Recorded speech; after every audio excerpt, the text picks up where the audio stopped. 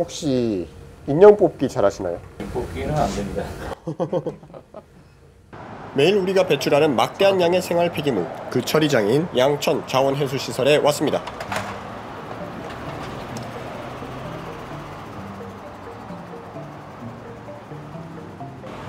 지금 회수 차량이 들어와서 무게를 재고 있습니다. 무게를 확인하고 이곳에 모이는 쓰레기는 약 2,000톤. 거대한 크레인이 쉴 새 없이 쓰레기를 뒤섞어서 태우기 좋은 최적의 상태로 만들고 있습니다. 자, 모든 쓰레기는 반입장에서 첫 검사를 받습니다. 이곳에서는 감시 요원들이 무작위로 종량제 봉투를 열어서 내용물을 확인합니다. 주된 목적은 재활용이 가능한 플라스틱이나 병, 그리고 반입이 금지된 음식물 쓰레기를 걸러내는 것입니다. 지금 이곳에 일하고 계신 분들은 주민감시요원 분들입니다. 주민감시요원은 시설 인근 거주민으로 구성됩니다. 지역 주민께서 직접 적합한 폐기물이 반입되고 있는지 확인하고 위반 시에는 반입 정지 등의 조치를 취합니다. 약 2,000톤의 쓰레기가 산처럼 쌓인 이곳에는 천장에 달린 대형 크레인이 쉴 새 없이 움직입니다. 마치 인형 뽑기 기계의 집게처럼 쓰레기를 집어 올렸다가 다른 곳에 내리며 뒤섞는 작업을 반복합니다. 이것은 소각할 때 쓰레기의 종류별로 다른 발열량을 균일하게 맞추기 위한 필수 과정입니다. 이렇게 균일하게 섞인 쓰레기는 투입구를 통해서 소각로로 향합니다.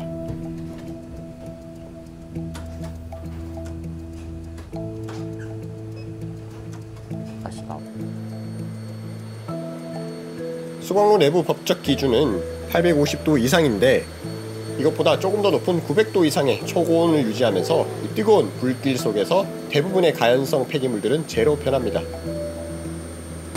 이거 손으로 대면 안 되는 건가요? 해도 되는데 좀 뜨거워요. 약간 뜨거워요. 네. 난로네요. 난로네요. 우리가 일반적으로 버리는 생활 폐기물들은 원래 탄소와 수소가 길고 복잡하게 이어진 거대한 사슬과 같습니다. 930도의 뜨거운 불길 속에서 가장 먼저 이 단단한 사슬을 잘게 끊어내는 열분해 과정이 시작됩니다.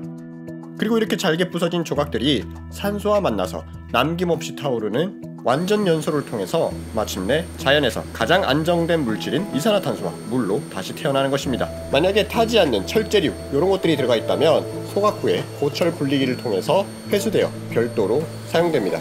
저희가 아까 가봤던 데가 이거 반입장이고요. 네. 그다음에 크레인 조종실을 봤습니다. 그래서 피트를 좀 저희가 봤고요. 네. 피트에 있는 쓰레기를 이 크레인을 이용해서 호퍼에 집어넣게 됩니다.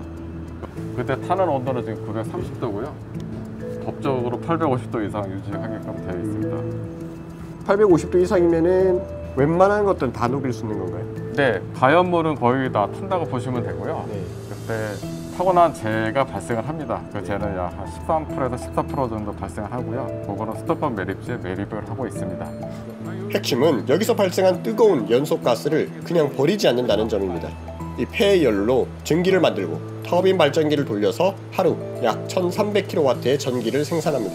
남은 열은 물을 100도로 데워서 지역 난방을 위한 열에너지로도 공급하죠. 그런데 이런 소각시설에 대한 가장 큰 우려는 역시 유해물질 배출입니다. 연소 과정에서는 필연적으로 눈에 보이지 않는 유해물질이 생성됩니다. 이 보이지 않는 위협을 어떻게 완벽히 제거할 수 있을까요? 자, 이곳에서는 연소가스를 굴뚝으로 내보내기 전에 총 4단계의 첨단 오염 방지 시설을 거쳐서 철저히 정화합니다. 세정탑, 반건식 반응탑, 여과 집진기를 거치며 유해 물질과 먼지를 대부분 걸러냅니다. 마지막 단계는 SCR 촉매탑입니다. 자동차의 배기가스 정화 장치와 비슷한 원리인데 촉매 표면에서 만난 질소 산화물과 암모니아는 마법과 같은 화학 반응을 시작합니다. 반응탑, 여과 집진기를 거쳐서 이런 그 오염물질을 다 처리를 하고 있고요. 보면 오염물질을 보시면 여기 보면 뭐 질소산화물, 황산화물, 염화수소, 뭐 일산화탄소, 먼지 이런 게 이제 배출이 되고 있고 저희가 환경 기준치보다 훨씬 낮게 운전을 하고 있습니다. 5분가, 30분가. 실제로 저희가 규제를 받는 거는 이 수치입니다. 예, 저거는 저희가 실시간으로 볼 수 있는 거고요. 실시간인 거고 이거는 정확한 수치가 나오는 거예요. 예, 이걸로 저희가 공단에 전송을 합니다. 예. 촉매 반응에 가장 이상적인 환경을 만들어주면 유독물질이었던 질소산화물은 완벽하게 분해되어서 인체에 무해한 질소와 물, 즉 수증기로 변환됩니다. 이것 때문에 겨울철 굴뚝에서 보이는 흰 연기는 오염물질이 아니라 수증기인 것입니다. 기온이 낮은 날에는 뜨거운 수증기가 차가운 공기와 만나서 눈에 보이는 거죠. 그래서 날이 따뜻할 때는 거의 보이지 않습니다.